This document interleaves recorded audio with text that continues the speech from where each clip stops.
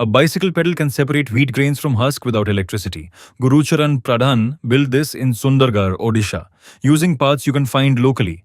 You pedal, the fan spins, you drop the wheat in front of the airflow, the lighter husk blows away, the heavier, clean grains fall separately below. No waiting for wind, no expensive machinery, just a fan, a pedal, and a grassroots solution to make farming easier.